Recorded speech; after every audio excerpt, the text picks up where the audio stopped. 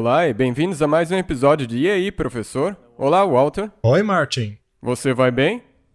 Eu vou bem. Que bom, eu vou bem. Então, o nosso tema interessante de hoje é trabalhem juntos, trabalhem juntos. Exato. A que isso se refere? Ora, exatamente o que diz aí. Trabalhem juntos. E nós vamos descobrir quem que deve fazer isso. Todos nós devemos trabalhar juntos. E por quê?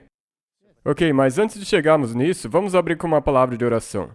Nosso Pai Celeste, nós te agradecemos por podermos fazer essas conversas. Por favor, ilumine nossas mentes, guie esta conversa, para que nós saibamos o que tu queres que nós façamos. Em nome de Jesus, amém. Existe muita confusão hoje em dia. Às vezes, esta confusão nos leva a uma grande frustração. Se nós falarmos a respeito de perfeccionismo, sobre a justificação pela fé e coisas assim, sempre dá a entender que as pessoas pensam que há dois lados que enxergam as coisas de jeitos diferentes. Quando, na verdade, a justificação pela fé não nega a obediência e tampouco dá uma licença para pecarmos. Mas algumas pessoas enxergam dessa maneira. O perfeccionismo não precisa necessariamente negar a justificação pela fé. Isso se você enxergar a questão sob a luz que ela deve ser enxergada. Mas, como eu disse, as pessoas adotam um discurso, às vezes até mesmo 3 ou 4 discursos, e assim elas nunca vão se entender. Mas devemos trabalhar juntos. Nós devemos ser um grupo de pessoas separadas pelo Senhor. Um remanescente com uma mensagem específica para a humanidade, que não deve surgir de nenhuma exaltação de nossa parte. Tipo, eu já cheguei no topo do conhecimento e vocês aí que fiquem quietos. Mas sim uma mensagem que reflete o caráter de Deus e o desejo dele de salvar a humanidade. Portanto, vamos fazer a pergunta: como lidamos com as imperfeições na igreja? Bem, a resposta é a mesma da pergunta como lidamos com os imperfeitos em nossa família. Se formos um pouco sarcásticos, poderíamos dizer: obrigado, Senhor, por meu filho ter se desviado. Agora posso me separar dele ou dela e não ser mais incomodado por eles. Você faria isso, Martin? Você acha isso certo? Não. Claro que não. Você faria isso com o filho? Faria com o familiar? Faria isso com o cônjuge? Você faria isso? Não. Claro que não. Talvez existam pessoas que fariam isso, mas não é o certo a se fazer. Então, por que algumas pessoas querem fazer isso com os membros da igreja? Elas também não fazem parte da família de Deus? Eu posso me concentrar em minha própria perfeição e ser grato de não ser como eles. Será mesmo? Você é realmente perfeito? Será que foi isso que fizeram Moisés e os profetas? Ou será que se identificaram com aquele povo pecador? Moisés se identificou tanto que ele disse: tu podes tirar o meu nome do livro da vida e depois continuar. Risca-me do livro da vida, mas deixe-os viver. Portanto, este é um tópico muito sensível dentro da igreja. E nós precisamos trabalhar juntos, precisamos entrar em acordo. Se vemos algo por um ângulo diferente, não significa que agora somos inimigos. Vamos começar com uma citação. Estamos nos aproximando do fim da história da Terra. E Deus chama a todos a erguerem o estandarte da inscrição: aqui estão aqueles que guardam os mandamentos de Deus e a fé de Jesus. Já falamos sobre isso muitas vezes aqui. A respeito de qual é a fé de Jesus. Ou seja, tudo que está na palavra de Deus. É por isso que está lá, para nos mostrar qual é a fé dele e qual é a maneira de pensar no nosso Deus. Em outras palavras, nós temos que entrar em harmonia com a maneira com a qual Deus pensa para simular a fé de Jesus. Portanto, apenas ter a fé em Jesus não é suficiente. precisamos imitar a fé de Jesus. Jesus guardou os mandamentos? Sim, todos eles. Todos eles. Muito bem. Ele chama o seu povo a trabalhar em perfeita harmonia. Ele chama aqueles engajados na obra médica a unirem-se ao ministério. Será que existe a tendência de colocá-los de lado? Sim, infelizmente. Aham. Por favor, não mencione nada dessa natureza. Nós somos apenas isso ou aquilo. Nós estamos nos concentrando no aspecto médico e as pessoas vão olhar para a gente e imediatamente converterem-se e tornar-se cristãs. Não, é triste, porque como nós mencionamos, se você fizer assim, não tem luz. Muito bem, então essas pessoas precisam unir-se ao ministério. Se separarmos a obra médica da obra ministerial, então nós cortamos o braço. Ele chama aqueles que estão no ministério a cooperarem com os trabalhadores médicos missionários.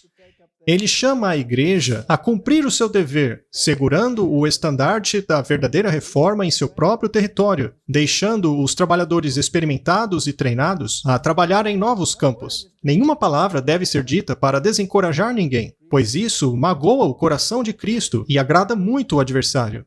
Será que nós nos desencorajamos uns aos outros na igreja? Com certeza. Será que nos criticamos? Veja, só falando desse ponto. Você mencionou que a obra médico-missionária não pode estar faltando a parte do ministério.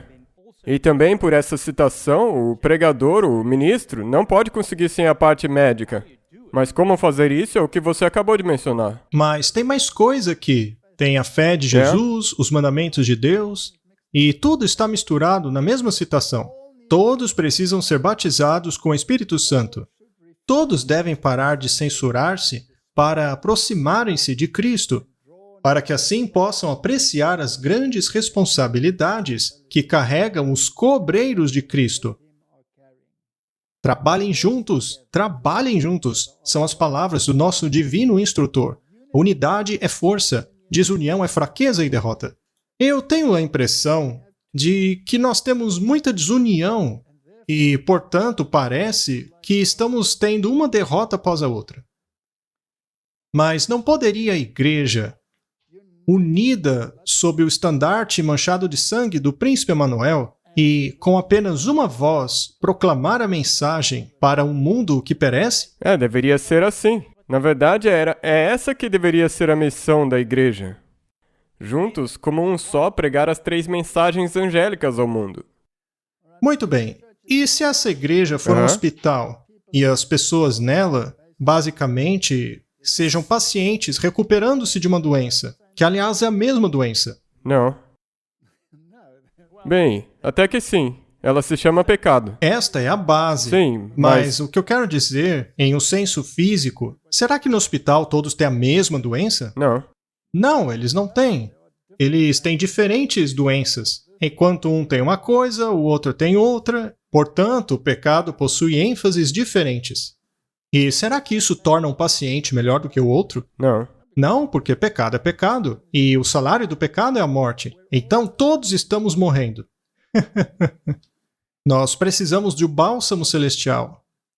Temos aqui um artigo da Review and Herald, de 1908. Essas palavras foram ditas de maneira clara e enfática. Confessem suas faltas uns aos outros e orem uns pelos outros para que sejam curados. Se você vai confessar a sua falta a outra pessoa, isso implica que você tem faltas. Bem, qualquer um que diz que não tem faltas é um mentiroso. E a Bíblia diz para confessarmos as faltas uns aos outros. Mas as traduções modernas mudaram isso para pecado. Confessem os seus pecados. Os pecados devem ser confessados apenas a Deus. Exatamente. Pois isso é apenas entre Deus e você. Mas as faltas...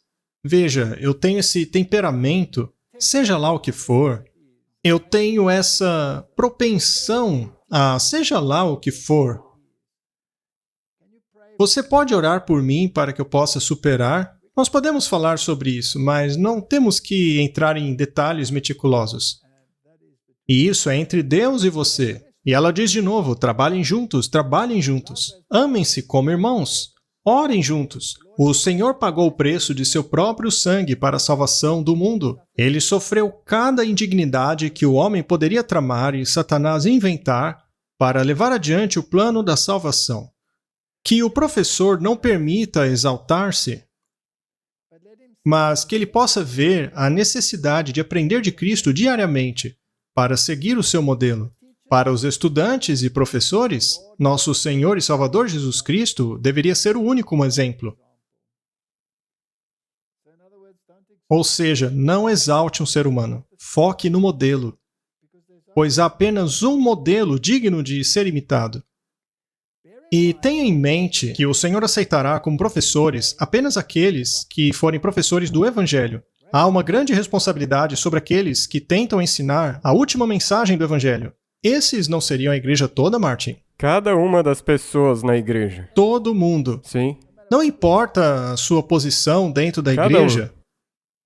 Todos precisam ser trabalhadores juntos com Deus no treinamento das mentes humanas. O professor que falha em manter a norma bíblica sempre diante dele perde uma oportunidade de ser um trabalhador unido com Deus em dar à mente o molde que é essencial para estar nas cortes celestiais. Muito. E também, como você disse, o exemplo e aquilo que sai da sua boca tem que ser a mesma coisa. Sendo assim, nós temos que ter as mesmas ideias práticas sobre como trabalhar juntos. Porque há tantos ventos de doutrina soprando na igreja e tantas concessões com o mundo e concessões com o pecado. Parece que o mundo já não acha tão pecaminoso aquilo que a Bíblia chama de pecado. Não. E, às vezes, talvez porque eles querem ser politicamente corretos. Bem, comer aquela fruta proibida parece algo tão pequeno, não é? Mas veja as consequências. Você pregou sobre isso. Uma coisa tão pequena. Apenas dar uma mordidinha na fruta. E todas as consequências que vieram disso são indescritíveis. Apenas veja os noticiários e você verá as consequências. Então, o exemplo é algo muito, muito importante. E então, nós temos essa questão da dicotomia. Essa questão de sair e separar-se. E há tanta controvérsia sobre esta dicotomia. Existe muita controvérsia a respeito de separar-se. O argumento é, se você se separar dos outros, como vai alcançar alguém? Não é isso que eles dizem? É uma pergunta tão ilógica, mas é isso que as pessoas perguntam. E elas amam citar Paulo, quando ele disse que tornou-se todas as coisas por todos os homens. Ora, mas será que eu vou praticar o seu pecado apenas para alcançar você? Eu vou pro bar e vou beber uma cerveja com você só porque eu estou tentando te alcançar. E dessa maneira, acaba surgindo um laço entre nós. Só que ao mesmo tempo, essas pessoas ignoram a grande lista que Paulo fez das coisas que não devíamos praticar mais. Muito bem. 1 Reis 8:53. Pois tu os separaste dentre os povos da terra, para ser a sua herança, como tens falado pelo ministério de Moisés, teu servo, quando tiraste os nossos pais do Egito, Senhor Deus. Então veja que o próprio Deus os separou. E a separação é algo que o homem não gosta muito. O lema do mundo hoje é ecumenismo e não separação. Na verdade, o Papa chega a condenar os chamados separatistas. Com certeza, nós já mostramos isso inúmeras vezes. Muito bem, vamos para o Novo Testamento. 2 Coríntios 6,14. Não se ponham em julgo desigual com os descrentes, pois o que tem em comum a justiça e a maldade? Ou que comunhão pode ter a luz com as trevas? Próximo verso. Que harmonia há entre Cristo e Belial? Que há de comum entre o crente e o descrente? Que acordo existe entre o templo de Deus e os ídolos? Pois nós somos o santuário do Deus vivo. Como disse Deus, habitarei com eles e entre eles andarei. Serei o seu Deus e eles serão o meu povo. Ele não está baseando a sua fé no Antigo Testamento? Sim. E quem é que está falando aí? O Paulo está falando. Exato. E ele está reiterando tudo aquilo que disse o Antigo Testamento. Então vai ser mais difícil se eles disserem que o Velho Testamento não é mais Ele chega válido. até mesmo a citar 1 Reis. Portanto, saiam do meio deles, separem-se, diz o Senhor. Não toquem em coisas impuras, e eu os receberei. E lhes serei pai, e vocês serão os meus filhos e minhas filhas, diz o Senhor Todo-Poderoso. Mas será que separação significa isolamento? Não, porque é aí que vem o X da questão. Exatamente. Separação não é a mesma coisa que isolamento. Porque os israelitas fizeram a parte da isolação, especialmente quando Cristo veio a essa terra. Exato. E uma vez que você começa a isolar-se, você então perdeu o foco, pois Deus veio para salvar os pecadores. E se Ele salvou a você, quer dizer que Ele quer salvar o teu próximo também? Importante. Então, não é um ato individual, uma vez que você está salvo. Aí então você também tem que ajudar os outros. Muito bem, então precisamos encontrar uma maneira de nos aproximarmos, mas existe o jeito certo de fazê-lo. E o jeito certo baseia-se na verdade. Baseia-se na fé de Jesus. Não pode basear-se no secularismo ou em questões sociais, mas deve se basear na fé de Jesus. Sim. Então, ele nos chama para fora do mundo, mas não nos chama para fora da igreja. Devemos tomar cuidado com aqueles que querem separar o rebanho. Essas pessoas formam um rebanhozinho aqui, um rebanhozinho lá. Precisamos tomar cuidado com isso. Coré era um separador de rebanho. Ele disse: para Coré, aquilo não era certo. Por que Moisés tinha que ser o único a conversar com Deus? Todos somos santos. E eles descobriram que este caminho era um caminho muito perigoso. E se formos a Hebreus capítulo 10, verso 22, lemos o seguinte: cheguemo-nos com verdadeiro coração, em inteira certeza de fé, tendo os corações purificados da má consciência e o corpo lavado com água limpa. Você percebe que há uma purificação aqui? Você tem que se livrar de qualquer coisa que esteja te contaminando. Muito bem. Retenhamos firmes a confissão da nossa esperança, porque fiel é o que prometeu. E consideremo-nos uns aos outros para nos estimularmos ao amor e às boas obras, não deixando a nossa congregação, como é de costume de alguns, antes admoestando-nos uns aos outros, e tanto mais quanto vedes que se vai aproximando aquele dia. Não existe uma tendência de nos separarmos cada vez mais? Bem, se você olhar para o que está acontecendo na nossa igreja hoje em dia, nós podemos ver que Satanás tem estado muito ocupado. Algumas pessoas acham ruim eu ter dito que precisamos ficar firmes e não sairmos de nossa igreja. Mas alguns dizem: como eu posso ficar dentro de uma igreja que faz exatamente o oposto de tudo que diz o espírito de profecia?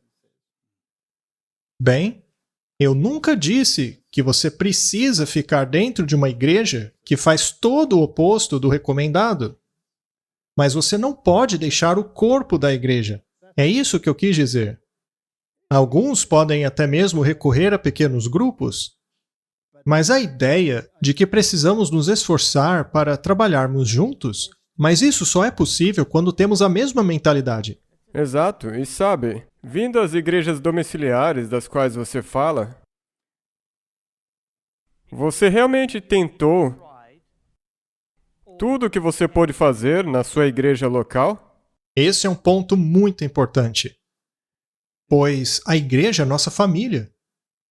E alguns dos membros dessa família podem ser problemáticos, mas você não pode desistir deles. Se eles te provocarem dizendo que você não é desejado ali, você não vai forçá-los contra a vontade. Mas, contanto que haja uma pequena abertura, você então continua. Eu sempre me lembro daquela história em que eu estive no campus de uma grande universidade. Aquele encontro foi muito barulhento. Tinha bateria alta, um monte de coisa. E eu passei uma mensagem lá, naquela universidade. Foi uma mensagem bastante direta. E um dos anciãos mais antigos daquele local veio a mim em prantos e me agradeceu. E ele me disse como ele lidava com aquela situação. Ele procurava conversar com as pessoas em particular, pois todo mundo ali era varrido por aquela pressão de grupo. O que me lembra daquela ocasião que eu estive na Europa, na qual a juventude estava ajuntada em um concerto de rock. Eu já contei essa história muitas vezes. E eu encontrei essa pessoa que disse que não poderia estar ali porque o Jesus dele não estava. Nós então começamos a conversar, e de repente ajuntou-se um monte de pessoas que tinham a mesma mentalidade, mas elas se sentiam oprimidas pela pressão de grupo. Sim, porque é isso que eu quero dizer também Porque eu tenho muita certeza que existem muitas pessoas em todas as igrejas que sentem a mesma coisa que você. Então encontre eles, porque lembre-se, Deus quer que todo mundo naquela igreja, até mesmo as igrejas apostatadas, sejam salvos. Então você tem que trabalhar nisso. Eu conheço algumas igrejas em que a escola sabatina, por exemplo, ela se divide em grupos. E existe uma classe que é mais conservadora, enquanto outra classe é mais liberal.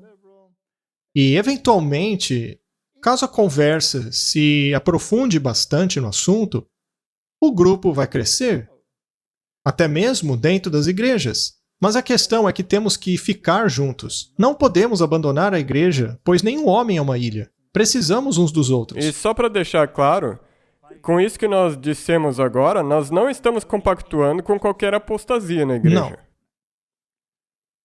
Ainda assim, nós temos uma mensagem à Laodiceia. Deus está liderando um povo. Ele tem um povo escolhido, uma igreja na terra, a quem ele tornou a depositária de sua lei. Ele deu a eles uma sagrada verdade, uma verdade eterna a ser dada ao mundo, e ele os reprovará e os corrigirá. A mensagem aos laodiceanos é aplicável à Igreja Adventista do Sétimo Dia, que tem grande luz, mas não tem andado sobre ela.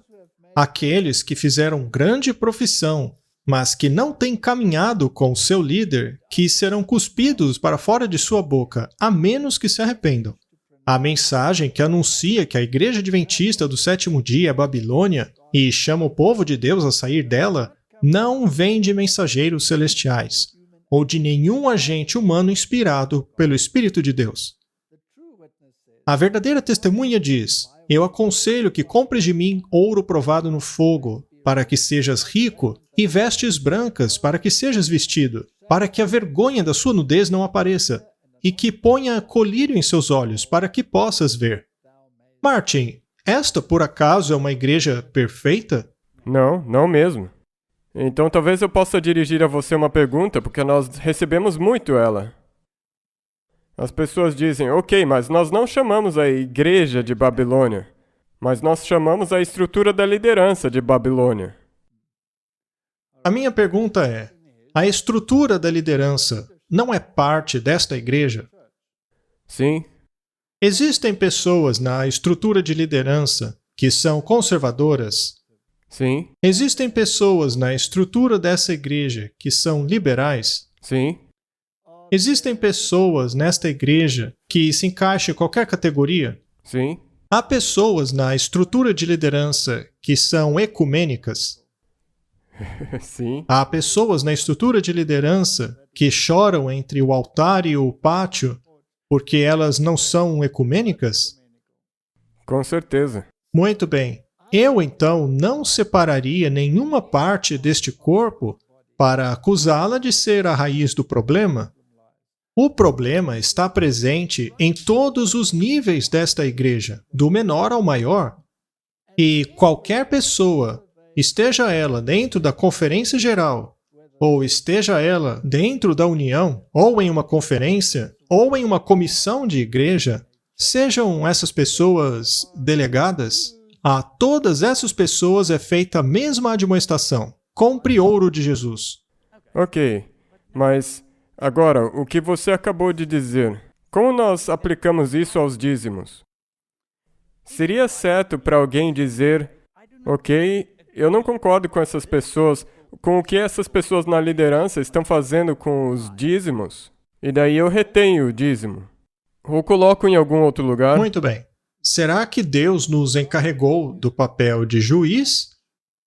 Ou ele disse que todo julgamento pertence a ele? Que todo julgamento Ele era não lhe dele. disse para levar o dízimo até a casa do tesouro? Sim. Ele disse. Ok. Existem pessoas que são de acordo com as 3 mensagens angélicas na liderança? Sim. Também não há pessoas que são avessas a essa ideia? Sim. Muito bem. Se você parar de dar o dízimo, as 2 partes irão sofrer com isso, inclusive aquela parte da liderança que deseja pregar a verdade. Com certeza. Então, por que não deixamos essa questão com Deus? Bem, tem outra pergunta que eu queria fazer. Eu recebo muito essa pergunta, então eu tenho que achar uma resposta. Mas e os levitas? Quando eles estavam apostatados, Israel ainda tinha que devolver o dízimo? É verdade. Isso é pura verdade. É claro, eles não pararam. E talvez nós poderíamos esclarecer que existe uma certa estrutura na Igreja Adventista do Sétimo Dia. Deus é um Deus de ordem? Sim, e ele colocou uma estrutura em vigor sobre como os dízimos têm que ser usados nessa igreja. E ele também estabeleceu uma ordem de como a liderança deve exercer a sua liderança. Não deve haver senhorio. Eles não são deuses dentro da igreja. Com certeza não. As vozes deles têm o mesmo valor do que as vozes daqueles que se assentam ali no banco. Eles não valem mais do que os outros. Para Deus são iguais. Todos nós da igreja estamos exatamente no mesmo barco. Exatamente. E só para deixar claro, não é tão fácil assim de usar mal os dízimos. Talvez as ofertas até podem ser um pouco não bem usadas. Mas há uma estrutura bastante firme em relação ao dízimo. Sim, eu só queria falar disso porque nós recebemos muitas perguntas de pessoas falando desse tema. Bem, a minha resposta sempre será: o que diz o Senhor? Seja lá o que ele disse, é isso que devemos fazer, não é? Eu repreendo e disciplino aqueles que amo. Por isso, seja diligente e arrependa-se. Eis que estou à porta e bato. Se alguém ouvir a minha voz e abrir a porta, entrarei e cearei com ele e ele comigo. Existe coerção aqui, Martin? Não mesmo. Jesus bate a porta, mas não há coerção. Ele não abre a porta. Ele não força a porta. Você abre se quiser. Ao vencedor darei o direito de sentar-se comigo em meu trono, assim como eu também venci e sentei-me com meu Pai em seu trono. Pode até ser possível ao homem sentar em um trono, mas é muito mais difícil ao homem sentar no trono de Deus. Sim. Sentar-se no trono de Deus significa fazer parte do processo de decisão. Você faz parte do trono. Não é simplesmente uma cadeira na qual nos assentamos, mas é fazer parte do processo de decisão. Isso revela o quão inclusivista é Deus. Isso é realmente incrível. Sabe, Martin, esse Deus sobre o qual estamos falando não possui nele um pingo de coerção. E nada de egoísmo. Ele é inclusivista. Eu não conheço nenhuma outra divindade em nenhum sistema religioso que possui este caráter. E se você ver quando Deus faz um conselho com todos os representantes de todos os outros mundos, e ele aconselha, ele é soberano, ele é onisciente, ele tem tudo, mas mesmo assim ele inclui a todos. O nosso Deus é um Deus maravilhoso. Muito bem, e quanto aos profetas? Todos eles foram identificados com Israel pecador? Eles não disseram: ora, povo, por que vocês não seguem o meu exemplo maravilhoso? Acho que Paulo disse algo parecido uma vez, mas ele o disse com certa ironia. Vamos ler Neemias 1, verso 1. As palavras de Neemias, filho de Acalias. E sucedeu no mês de Kislev, no ano 20º, estando eu em Suzã, a fortaleza, que veio Anani, um de meus irmãos, ele e alguns de Judá, e perguntei-lhes pelos judeus que escaparam e que restaram do cativeiro e acerca de Jerusalém.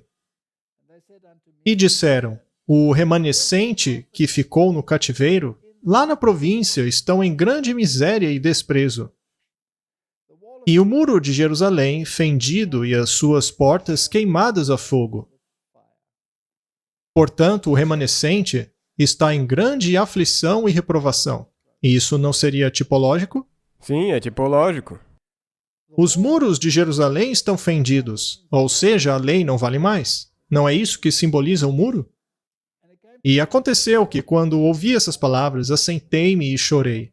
E lamentei por alguns dias, e estive jejuando e orando perante o Deus do céu. E disse: Ah, Senhor Deus dos céus, Deus grande e terrível, que guarda a aliança e a benignidade para com aqueles que o amam e guardam os seus mandamentos. Os mandamentos estão sempre envolvidos, não é? Em todo profeta. Todo profeta. Estejam, pois, atentos os teus ouvidos e os teus olhos abertos, para ouvires a oração do teu servo, que eu hoje faço perante ti, dia e noite, pelos filhos de Israel, os teus servos. E faço confissão pelos pecados dos filhos de Israel, que temos cometido contra ti. Também eu e a casa de meu pai temos pecado. Veja só, Martin, isso não é inclusivista? Ah, com certeza. Não é? Martin, acho que podemos aprender muito disso. De todo nos corrompemos contra ti, e não guardamos os mandamentos, nem os estatutos, juízos que ordenaste a Moisés, teu servo. Martin, a nossa denominação defende muito os mandamentos de Deus. Mas ainda assim, não há elementos de rebelião a esses mandamentos infiltrando-se dentro da igreja? Com certeza tem concessões se infiltrando. E o mundo não está exercendo sua influência sobre nós? Com certeza, essas concessões já são por influência do mundo. Sim, por exemplo, peguemos o 7º mandamento. Existe hoje no mundo uma grande concessão em relação a este assunto. Hoje, a legislação defende aquilo que a Bíblia condena. Sim. E muitos de nós hoje estão evitando a postura de condenar o pecado. Pelo contrário, estão começando a aceitá-lo. Mas pecado é pecado, Martin. Acabado. Isso é muito importante. Você pode amar a pessoa, ajudar ela, mas você ainda tem que mostrar o pecado. Precisamos apontar o pecado, pois o salário dele é a morte. Exato, você não pode compactuar. Sendo assim, não podemos fazer parte desta quebra do 7º mandamento, que hoje está tão difundido no mundo, até mesmo nos tribunais. Nós devemos nos separar, dizer: sinto muito, mas aquilo que o mundo aceitou hoje é pecado. De todo nos corrompemos contra ti, e não guardamos os mandamentos, nem os estatutos, juízos que ordenaste a Moisés, teu servo. Pegue o 1º mandamento. Ela especifica qual divindade tirou Israel do Egito. Não devemos ter outros deuses diante do Senhor. Agora, é possível, dentro de um ambiente ecumênico, um ambiente interreligioso, ser fiel ao 1º mandamento? Não, porque você tem outras religiões que não obedecem nada desse 1º mandamento. Vamos pegar uma denominação cristã que diga que todos os aspectos mencionados ali no 7º mandamento incluem tudo. Inclui desde homem com mulher, a homem com homem, mulher com mulher. Tudo isso. Será que neste caso estamos sendo fiéis à Bíblia? Ou fazendo concessões? Ah, estamos fazendo concessões. Em todos os níveis, Uhum. não é? Sendo assim, precisamos estar cientes de que devemos nos posicionar, nos separarmos e alertar as pessoas. E nós temos que reconhecer que estivemos errados. Sim, que temos estado em falta e pessoalmente transgredido a lei. Lembra-te, pois, da palavra que ordenaste a Moisés, teu servo, dizendo: Vós transgredireis, e eu vos espalharei entre os povos. Mas se voltarem para mim e obedecerem os meus mandamentos e os puserem em prática, mesmo que vocês estejam espalhados pelos lugares mais distantes debaixo do céu, de lá eu os reunirei e trarei para o lugar que escolhi para estabelecer o meu nome. Haverá um ajuntamento. Mas um ajuntamento a quê? Trabalhar juntos para guardar os mandamentos? A guardar os mandamentos. Então, temos que chamar as pessoas para fora do mundo e mostrá-las que precisam guardar os mandamentos. E será que isso nega a justificação pela fé? Não, não mesmo. Ela incorpora isso. Ah, muito bem dito, Martin. Estes são os teus servos, o teu povo. Tu os resgataste com o teu grande poder e com o teu braço forte.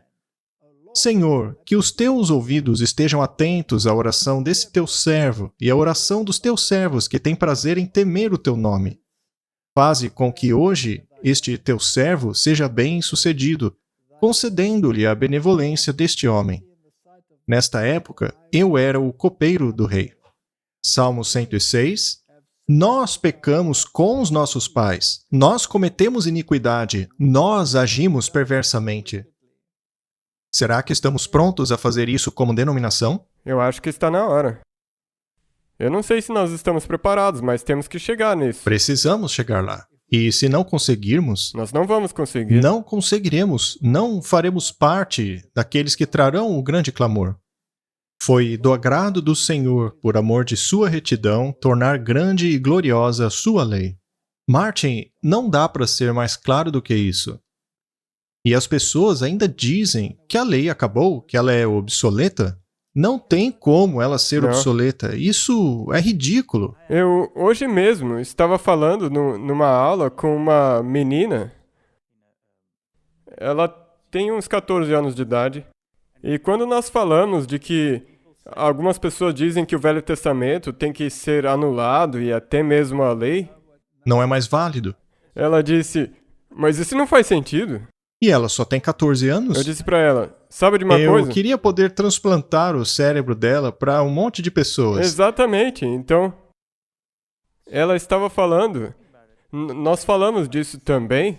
Ela disse, por acaso a lógica abandonou as pessoas? E esse é exatamente o problema. E isso é tão lógico, se você ler a Bíblia. É impossível anular a lei e o Velho Testamento. Vamos ler mais uma vez, Martin.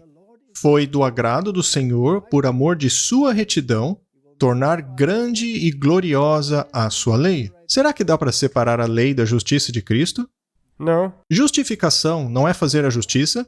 E o que é que define a justiça? guardar a lei. Ora, a lei define.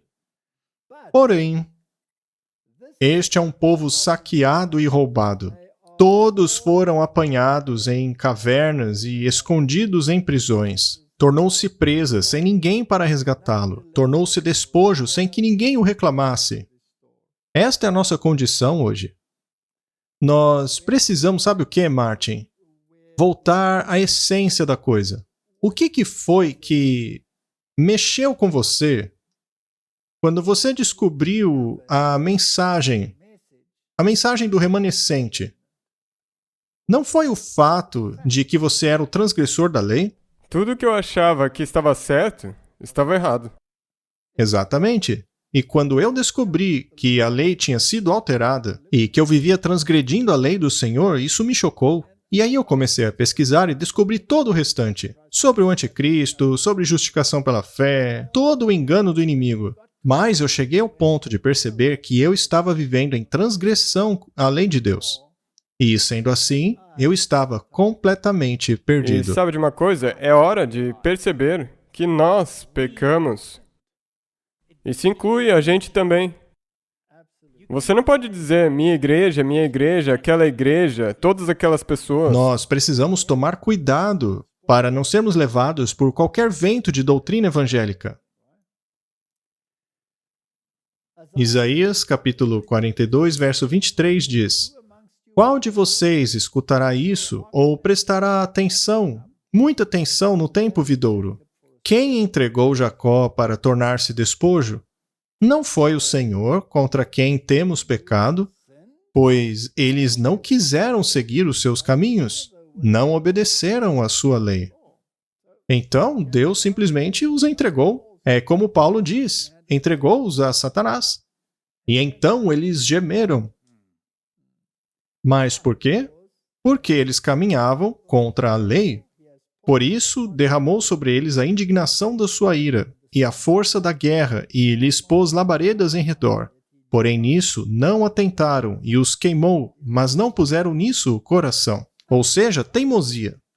Eu acho que esse é um dos principais problemas que nós temos. Senhor, apesar de nossas iniquidades testificarem contra nós, faça-o por amor ao seu nome, porque as nossas falhas são muitas e temos pecado contra ti. Isso descreve a condição da igreja. Não importa se estamos falando sobre Neemias, ou sobre Isaías, ou sobre Jeremias, todos eles apresentam essa linguagem inclusiva de que todos nós pecamos. É incrível ver isso. Mas e Daniel? Daniel se identificou com o seu povo, pois diz, nós pecamos. Daniel 9, verso 5. Pecamos e cometemos iniquidades e procedemos impiamente. Fomos rebeldes, apartando-nos dos teus mandamentos e dos teus juízos. Viu só? O tempo inteiro. Essa que é a linha corrente. Ó Senhor, a nós pertence a confusão de rosto, aos nossos reis, e aos nossos príncipes e aos nossos pais, porque pecamos contra ti. Nós pecamos, Martin. E ele continua, sim, todo Israel transgrediu a tua lei, desviando-se para não obedecer a tua voz. Por isso, a maldição e o juramento que estão escritos na lei de Moisés, servo de Deus, se derramaram sobre nós, porque pecamos contra ele. Agora, pois, ó Senhor nosso Deus, que tiraste o teu povo da terra do Egito com mão poderosa e ganhaste para ti nome, como hoje se vê, temos pecado, temos procedido impiamente. E agora talvez eu possa dizer, em caso alguém ainda não tenha percebido, isso também está falando de nós, a igreja. Está falando da gente, com certeza. Martin, como isso afeta a justificação pela fé? Vamos consultar a Bíblia, a Palavra de Deus. Podemos? Bem, nós somos bons nisso. Vamos lá, então. Vamos a Romanos, capítulo 10. E sabe de uma coisa? O livro de Romanos é incrível. Foi ele que impulsionou a reforma protestante. É, ele pode ser... Um livro mal compreendido? Pode ser também um livro muito mal entendido. Então vamos ver, vamos dar uma olhada. Vamos ver até onde podemos chegar. Capítulo 10. Irmãos, o bom desejo do meu coração e a oração a Deus por Israel é para a sua salvação. Eles viviam em apostasia? Sim. Ainda assim, ele queria que eles fossem salvos? Não deveríamos desejar o mesmo? Exato. Então vamos parafrasear. Irmãos, o desejo do meu coração e a oração a Deus pela Igreja Adventista do Sétimo Dia é pela sua salvação. Posso ler assim? Sim. Porque lhes dou testemunho de que ela tem zelo de Deus, mas não com entendimento. Porquanto, não conhecendo a justiça de Deus e procurando estabelecer a sua própria justiça, não se sujeitaram à justiça de Deus. Qualquer esforço, qualquer meio na tentativa de estabelecer a sua própria justiça, no esforço de obedecer à lei, é fútil. Mas isso quer dizer que não devemos nos esforçar para guardar a lei? Não. E é aí que a confusão acontece. E é isso? Nós mal compreendemos um ao outro o tempo todo por causa disso. Se você aceitar a justificação pela fé, então você abriu a porta e pode dizer, Senhor, por favor, venha, entre e limpe essa bagunça aqui dentro de mim. E Jesus não vai se sentar na bagunça do seu coração. Ele vai limpá-la para então comer com você. E a comida que estará na mesa será comida limpa, boa. Tudo vai estar certo. Ao convidar Jesus para entrar, Não. você não vai estourar um champanhe quando ele estiver na mesa com você. Se você arrumaria casa para um rei terrestre, quanto mais para o celestial. Precisa ficar claro que não sou eu que limpo, mas Jesus limpa. Eu não posso fazer isso, mas ele faz em mim. Tudo que tenho que fazer é dizer sim. E o resultado disso é a obediência total aos mandamentos de Deus. E é isso aí. Mas se você desacreditar na justificação pela fé, e que por causa disso pode pecar à vontade, isso é simplesmente ridículo. Eu não entendo como um cristão pode pensar assim. Se você aceita a justiça de Cristo, então a lei dele precisa fazer parte da sua vida. Exato. E daí é uma caminhada. Porque o fim da lei é Cristo, para a justiça de todo aquele que crê. Será então que ele está dizendo aqui que a lei acabou? Agora a lei já era. Eu acredito em Jesus, o sangue dele está sobre mim, eu não tenho mais que guardar a E lei. o que é que Paulo traz de volta no capítulo 14? Bem, isso só mostra como as pessoas não entenderam. Exato. Ele é o cumprimento da lei. Ele é o clímax máximo da lei. O exemplo máximo do que é viver a lei. Ele é a razão pela qual eu posso usar ele. Usar a justiça dele para ser salvo. Ora, Moisés descreve a justiça que é pela lei, dizendo: o homem que fizer estas coisas viverá por elas. Ou seja, devemos guardar os mandamentos. Mas será que eles conseguiram? Não. Não conseguiram porque não fizeram pela fé, mas poderiam conseguir. Mas a justiça que é pela fé diz assim: não digas em teu coração, quem subirá ao céu? Isto é, a trazer do alto a Cristo.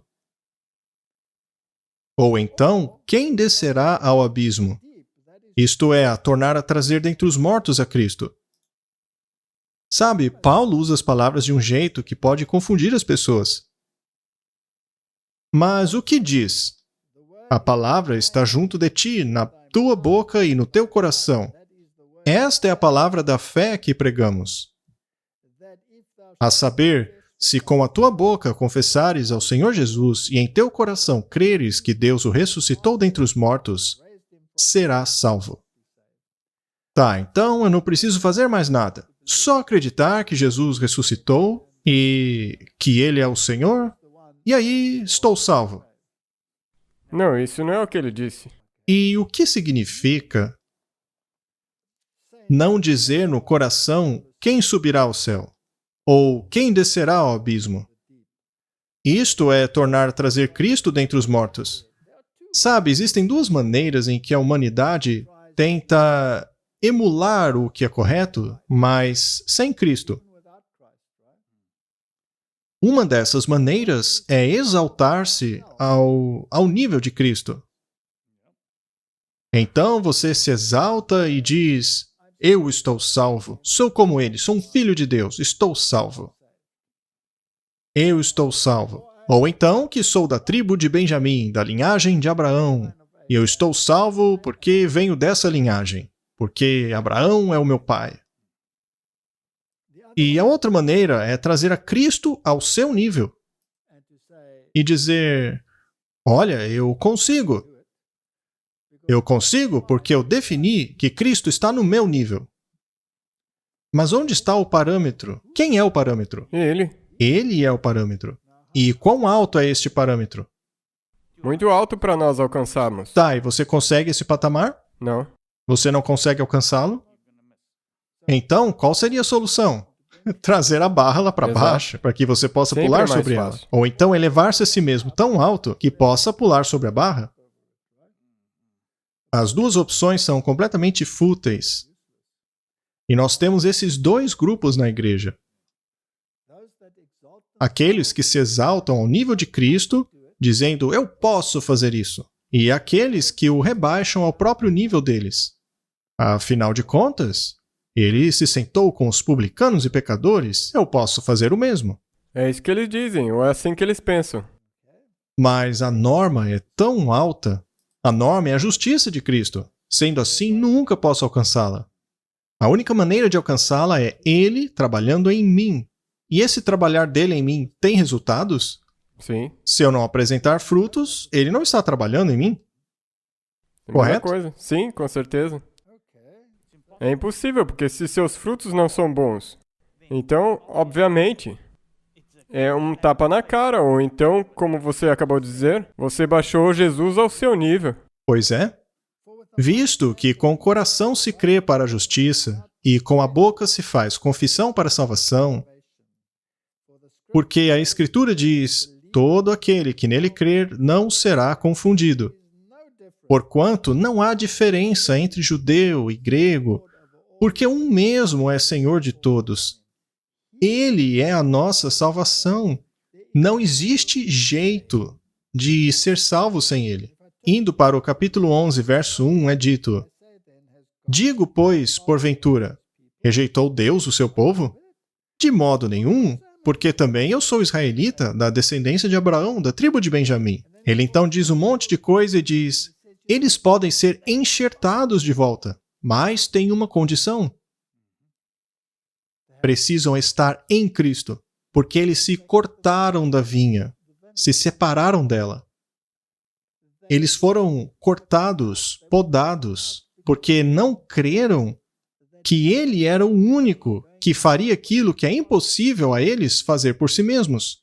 Então, nós devemos ser cuidadosos de não chegar à condição de que nós tenhamos que ser podados por Cristo. Sim, e isso porque nós somos ramos selvagens que foram enxertados nele.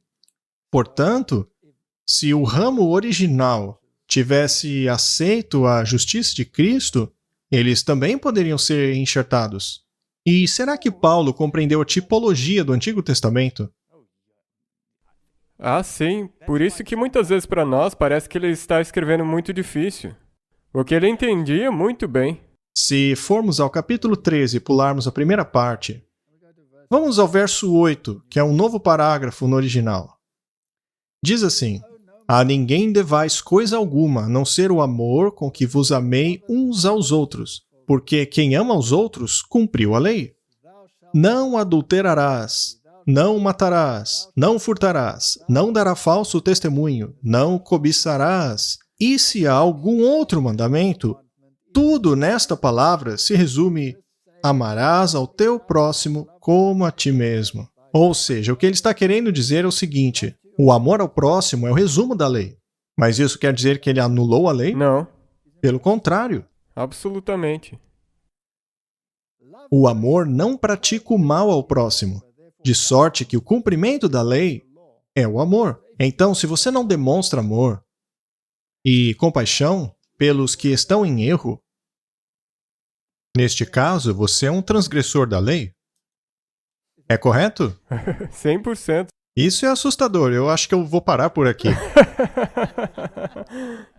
Isso é muito verdade. Sabe, o problema é que as pessoas... Nós já fizemos uma conversa sobre isso, mas as pessoas entendem errado o que é amor. As pessoas não entendem o que é amor. E é por isso que eles dizem que a lei foi abolida. Porque eles enxergam a lei como não contendo amor nela, quando na verdade ela é uma transcrição do amor de Deus. É a incorporação do amor. E Martin, ele estava discorrendo sobre a segunda tábua do Decálogo, não é? Ele estava listando tudo. E aí disse: isto é a base do amor. E aqui, no caso de Daniel, ele disse: nós pecamos, nós agimos perversamente. Não apenas um, mas todos. A única justiça que nós podemos ter é a de Cristo. E também nós temos que agradecer a Ele cada dia por nos ter concedido essa graça pela qual nós podemos continuar. Aqui Paulo está escrevendo a Timóteo, e ele diz assim: esta é uma palavra fiel e digna de toda aceitação, que Cristo Jesus veio ao mundo para salvar os pecadores, dos quais eu sou o principal. Por acaso Paulo se identificava com esse tipo de gente? Ele com certeza não ficou e disse você, você e você. Ele disse eu sou o principal pecador. Eu acredito que eu vou discutir muito com Paulo lá no céu, porque o maior dos pecadores, com certeza, sou eu e não ele. Talvez até você queira reclamar esse título. Bem, todo mundo nós temos que... Algumas pessoas vieram de Tiago. Primeiro eles o abraçaram e depois deram uma facada em suas costas. Veja só. Reconhecendo a graça que me foi concedida, Tiago, Pedro e João, tidos como colunas, estenderam a mão direita a mim e a Barnabé em sinal de comunhão. Eles concordaram em que devíamos nos dirigir aos gentios e eles aos circuncisos. Pediram apenas que nos lembrássemos dos pobres, o que me esforcei para fazer. Porém, Quando Pedro veio a Antioquia, enfrentei-o face a face por sua atitude condenável. Será que existia discussão na igreja primitiva? Houveram algumas discussões, com certeza. Então, esta igreja, que tinha recebido o derramamento da chuva serôdia, era perfeita? Não, eles tinham seus atritos e seus problemas. Mas eles fizeram uma coisa. Eles trabalharam juntos. Vamos ler Filipenses 3, verso 3. Pois nós somos a circuncisão, que adoramos Deus em espírito, e nos alegramos em Cristo Jesus, e não temos confiança na carne. Quanta confiança você tem, Martin, em sua capacidade de vencer o pecado? Bem, tão logo quanto eu tento, eu já me desaponto bem rápido. Isso é simplesmente escorregar na banana, não é? Portanto, não podemos confiar na carne. Mas podemos confiar em Cristo? Toda a nossa confiança deve estar nele. Portanto, precisamos tomar cuidado com as regrinhas aqui e ali. O trigo e o joio crescem juntos. A igreja não é perfeita, ela é um hospital. Retendo firme a fiel palavra, que é conforme a doutrina, para que seja poderoso, tanto para admoestar com a sã doutrina, como para convencer os contradizentes. Porque há muitos desordenados faladores, vãos e enganadores, principalmente os da circuncisão, aos quais convém fechar a boca, homens que transtornam casas inteiras, ensinando o que não convém por torpe ganância. Esse tipo de gente não existia desde o começo da igreja? Sim, Será que continuarão até o fim? com certeza. E por causa deles você vai sair da igreja? Você pode se separar e começar seu próprio grupo, e depois de um tempo, até mesmo no que você começou, você vai ter os mesmos problemas. É isso mesmo. Mas nós temos que ser perfeitos. Mas é a perfeição de Cristo. Precisamos tomar cuidado com o perfeccionismo. Mas algumas pessoas dizem o seguinte: mas Paulo não conseguiu a perfeição. Ele ainda não havia conseguido. Não que ele tivesse conseguido, mas depois ele conseguiu, e nós também podemos. Ora, onde diz na Bíblia que ele conseguiu a perfeição? É Paulo que escreveu a respeito da transformação após a última trombeta, não é? O Espírito de profecia diz que somente após a transformação deste corpo pecador para um corpo glorificado é que nós finalmente seremos impecáveis. Sim. Tá, tudo bem. Mas será então que isto seria um aval para continuarmos pecando, como dizem alguns aí? Não. Você ainda tem que se empenhar em viver sem pecado, com a justiça de Cristo e Jesus te ajudando. Como dissemos antes, o alcoólatra que para de beber não para de ser um alcoólatra. Ele está apenas em remissão, mas ele parou de beber. Ele está utilizando a sua força de vontade e Deus o está ajudando para que ele possa vencer a sua fraqueza e não mais beber. E a mesma coisa acontece com o pecado. Se você está viciado em pornografia, por exemplo, e você fecha essa porta e você para, isso não significa que a sua natureza não continuará guerreando contra você em relação a isso. Mas você vai parar porque você se agarrou a uma força superior. A juventude de nosso tempo pode tornar-se tão preciosa aos olhos de Deus como foi Samuel. Pelo manter fielmente a sua integridade cristã, eles podem exercer uma forte influência na obra da reforma. Tais homens são necessários nos tempos de hoje. Deus tem uma obra para cada um deles. Nunca os homens atingiram resultados tão grandes para Deus e para a humanidade como podem ser atingidos nos dias de hoje por aqueles que permaneçam leais a Deus. Por acaso, o mesmo poder que trabalhou na vida de Samuel também está disponível a nós hoje? Sim, esse poder tem estado disponível desde o tempo de Adão.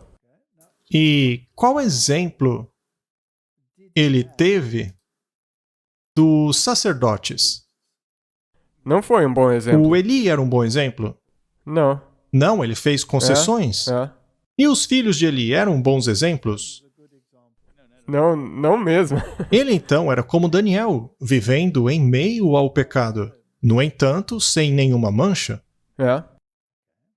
Por que tantos alegam serem santos e impecáveis? É porque eles estão distantes de Cristo. Eu nunca ousei dizer tal coisa. Desde o tempo em que eu tinha 14 anos, se soube o que era a vontade de Deus, eu estava disposta a fazê-la. Mas você nunca me ouviu dizer que eu era impecável? Aqueles que atentam para a amabilidade do exaltado caráter de Jesus Cristo, que foi santo e exaltado, nunca diriam tal coisa. Ainda assim, precisamos ter que lidar com pessoas que dizem tais coisas. Por acaso esta citação diz que você pode continuar pecando? Não. Mas ela diz que você não pode dizer ser impecável? Exato. Como então, Martin, conciliar esta citação com a ideia de que não podemos pecar?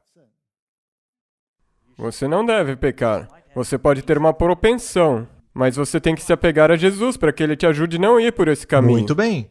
Algumas pessoas dizem que se você crer nisso, você corre o risco de dizer, legal, então eu vou continuar pecando até o fim. Mas não, nós vamos ter a natureza pecaminosa até o fim, mas não precisamos pecar. Na verdade, não podemos pecar. Vai, não peques mais. Se fosse impossível fazer isso, então Jesus não poderia ter dado aquele mandamento.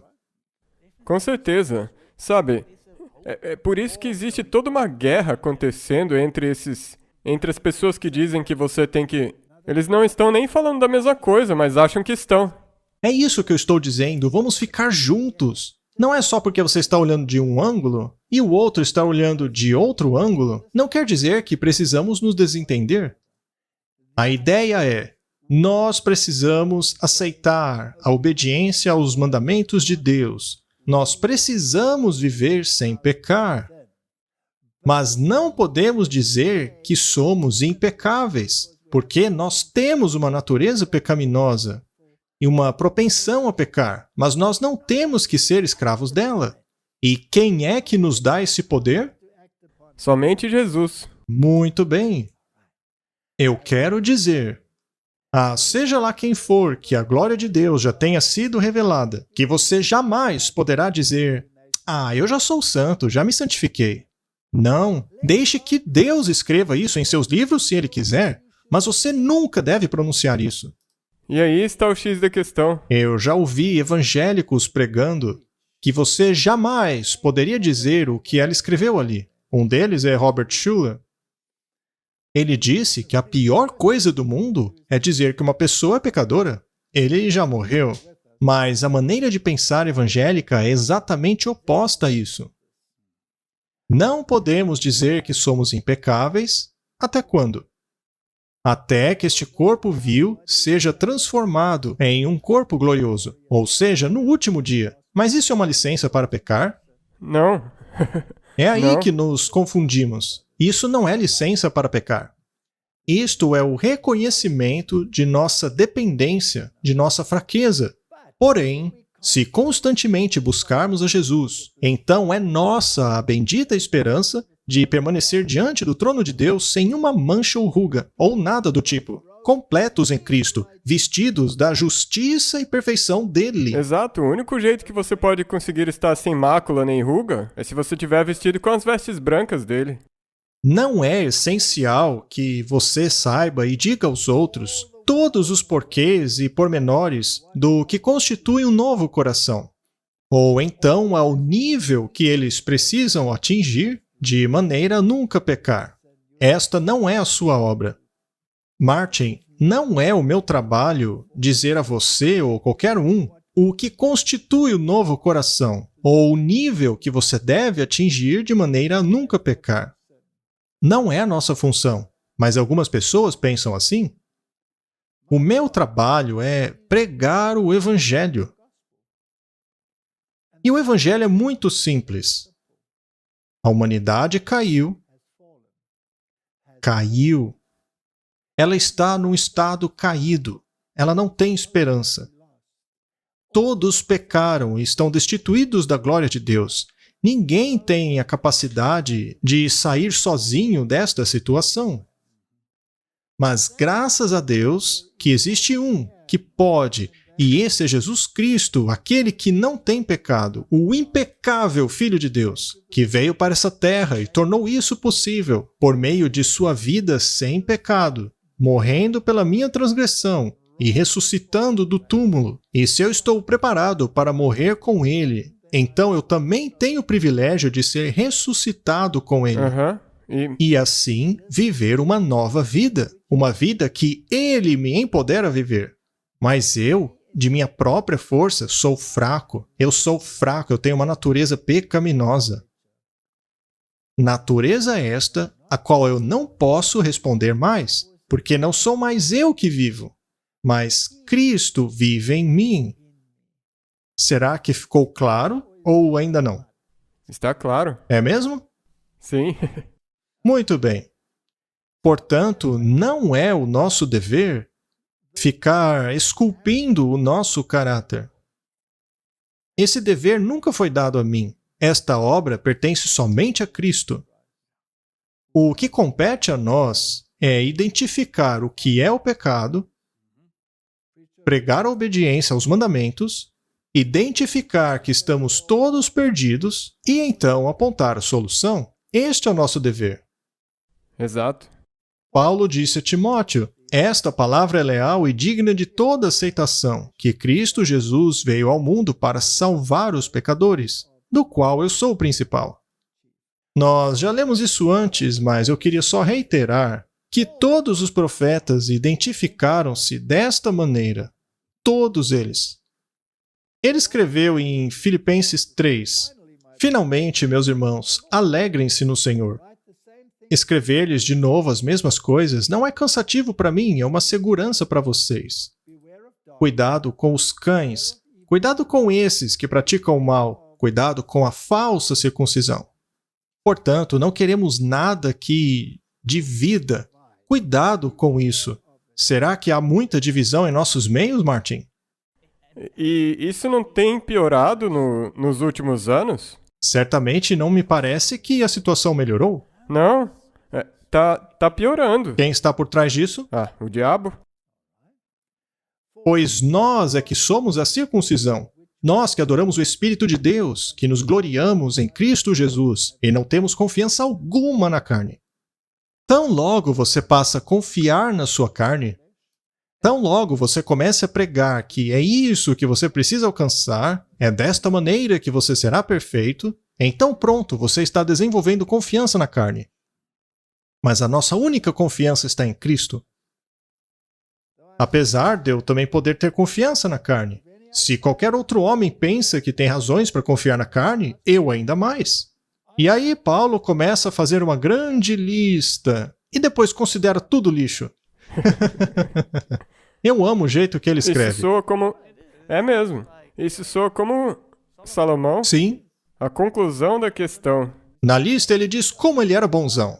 Eu fui circuncidado no 8º dia da linhagem de Israel, da tribo de Benjamim, hebreus de hebreus, segundo a lei fui fariseu, segundo o zelo fui perseguidor da igreja, segundo a justiça que há na lei, irrepreensível. Ele fazia tudo direitinho. Porém, ainda assim, o que era para mim lucro, passei a considerar perda por causa de Cristo. Ou seja, tudo isso não valia nada.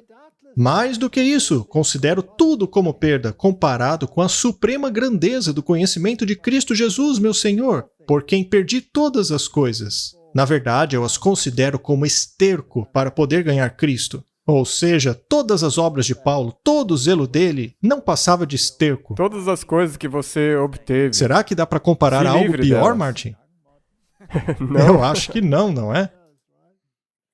E ser encontrado nele, não tendo a minha própria justiça que procede da lei, mas a que vem mediante a fé em Cristo, a justiça que procede de Deus e se baseia na fé. Martin, ele diminuiu o nível ou aumentou o nível? Ele levantou, ele mostrou onde que o nível estava, e esse nível é Jesus. Então o melhor esforço de Paulo era lixo. É. Não é mesmo? Quero conhecer a Cristo e o poder da sua ressurreição e a participação em seus sofrimentos, tornando-me como ele em sua morte, para, de alguma forma, alcançar a ressurreição dentre os mortos. Essa é a nossa única esperança. Sabe, agora, algumas pessoas podem se desanimar. O nível é muito alto, mas Jesus tornou isso possível. É por isso que ele disse, vocês têm que ter fé na justiça dele. Qual é a nova aliança? Nela, onde está o Senhor? Escrito no coração. No coração. Pois, naturalmente, quando ele ainda não era escrito no coração, não valia nada. E era a carne. Toda a sua reputação É, em guardar a lei não valia nada. E então ele faz essa declaração que faz com que muitos pensarem que, bem, talvez ele não tivesse chegado lá ainda. Ele disse, não que eu já tenha alcançado isso, ou que tenha sido aperfeiçoado, mas prossigo para alcançá-lo, pois para isso também fui alcançado por Cristo Jesus. Irmãos, não penso que eu mesmo já o tenha alcançado, mas uma coisa eu faço. Esquecendo-me das coisas que ficaram para trás e avançando para as que estão adiante, prossigo para o alvo, a fim de ganhar o prêmio do chamado celestial de Deus em Cristo Jesus. Esta é a solução para o problema. Esta é a solução. Se todos nós corrermos juntos em direção a esta marca, não estaremos permanecendo juntos? Ele vai. Ele não tem como agir de outro jeito, porque quem é aquele em direção a qual as pessoas estão trabalhando juntos? Será que eu posso dizer que, uma vez que todo mundo está fazendo sua própria norma, e alguns estão dispostos a condescender com o mundo, que nós estamos sendo espalhados? Enquanto que, se nós tivéssemos essa norma suprema como nosso foco, e avançássemos juntos em direção a ela, nós automaticamente permaneceríamos juntos. Toda essa conversa, então, é um apelo à igreja. Com certeza, especialmente na época que nós estamos vivendo. Nós temos que, uma vez ou outra, isso vai ter que acontecer. Porque nós temos que continuar, nós temos que prosseguir, como você disse no começo. Essa é a única maneira pela qual o autoclamor vai poder ir adiante. Exatamente. Prossigo para o alvo, pelo prêmio da soberana vocação de Deus em Cristo Jesus. Por isso, todos quantos já somos perfeitos, e como atingir essa perfeição? Fé na justiça de Cristo. Tenhamos esta mentalidade. E se em algum aspecto vocês pensam de modo diferente, isto também Deus lhes esclarecerá. Ou seja, não existe outra mentalidade. É essa ou nenhuma outra. Todavia, naquilo que já chegamos, andemos segundo a mesma regra e sintamos a mesma coisa. Martin, sintamos a mesma coisa. Nós estamos na posição privilegiada de sermos chamados os depositários da lei de Deus. Mas será que você foi chamado a isso por ser uma pessoa super obediente, que a obedece perfeitamente? Será que Paulo foi chamado por esta razão? Ora, sabemos que não. Todo o esforço dele era como esterco. Assim como você também estava e eu estava. Então, se não tivermos esta mentalidade, nós nunca permaneceremos juntos. Muito bem, Martin, a gente pode falar e falar e falar. Eu acho que devemos concluir com um pensamento. É um pensamento que está lá em Judas. Você sabe o que eu gosto do livro de Judas? Você sabe como ele começa a carta dele? Ele diz, Judas, servo de Jesus Cristo e irmão de Tiago, aos que foram chamados, santificados em Deus Pai e conservados por Jesus Cristo. Martin, sobre quem estamos falando aqui? Este daqui era Judas, é o irmão de Jesus. Ele era o meio-irmão de Jesus. Mas ele não refere-se a si mesmo como sou Judas, o irmão de Jesus. Não, ele diz, eu sou Judas, o servo de Jesus Cristo, irmão de Tiago. E Tiago também era meu irmão de Jesus, mas ele se chama de servo. E agora, se formos a Tiago, vamos a Tiago. Vamos ao comecinho de Tiago. Veja o que Tiago diz. Tiago, um servo de Deus e do Senhor Jesus Cristo, às 12 tribos que foram espalhadas. Você viu só, Martin? Isso não é inacreditável? Não é verdadeira humildade? Isso é incrível. Tiago cometeu deslizes? Ah, sim. E Pedro cometeu deslizes? Sim. Pedro não defendeu Judas? Sim. Sim? Interessante, não é? Até o Paulo, ele teve problemas com Marcos. no começo. Sim, e Barnabé ficou bravo porque Marcos era o seu sobrinho. Ali tinha todo tipo de besteira, mas no final eles trabalharam juntos. Sim, e Paulo foi embora com os dele, e ele tentou avançar, mas o Espírito Santo o parou, e ele tentou e não conseguiu nada. É fascinante. Mas vamos terminar com Judas. Mas vós, amados, edifiquem-se na santíssima fé que vocês têm, orando no Espírito Santo. Mantenham-se no amor de Deus, enquanto esperam a misericórdia de nosso Senhor Jesus Cristo os leve para a vida eterna. E tenham compaixão daqueles que causam diferença. Precisamos ser uma igreja compassiva, Martin. Precisamos cuidar dos pisoteados. Precisamos cuidar daqueles que estão feridos. Precisamos parar de sermos tão exaltados e poderosos e querer julgar todo mundo. E a outros salvem, tirando-os do fogo. A outros ainda mostrem misericórdia com temor, odiando até a roupa contaminada pela carne. Ou seja, precisamos ser puros. Mas isso não significa que você não vai sujar suas mãos. Você pode se queimar ao tirar alguém do fogo? Sim, é possível. E agora vem uma das mais belas declarações da Bíblia. Ora, aquele que é poderoso para vos guardar de tropeçar e apresentar-vos irrepreensíveis com alegria perante a sua glória. Ao único Deus, sábio, Salvador do mundo, seja glória e majestade, domínio e poder para sempre. Amém. Não vale a pena nos unirmos ao redor disto? É a única coisa. Este é o fator unificador. Exato. É o que deu força à igreja primitiva. E é isso que deveria dar força à última Com igreja. certeza. Vamos orar. Querido Pai, a nossa igreja tem estado em tamanha confusão e nós temos que admitir, Senhor, que nós temos falhado, nós temos feito indulgências com o mundo, nos unindo a concílios ecumênicos. Fazemos parte de coisas que não deveríamos fazer. Temos feito parte de coisas que os pés daquele que se separou não deveriam pisar. Nós temos feito todas essas coisas. E ainda assim, o Senhor quer derramar o seu Santo Espírito sobre nós, sobre todos aqueles que têm a fé de Jesus. O Senhor nos deu uma comissão muito especial. O Senhor nos deu ordem de marchas muito precisas. Ajuda-nos, Senhor, a ficarmos juntos, trabalharmos juntos para completar a grande comissão.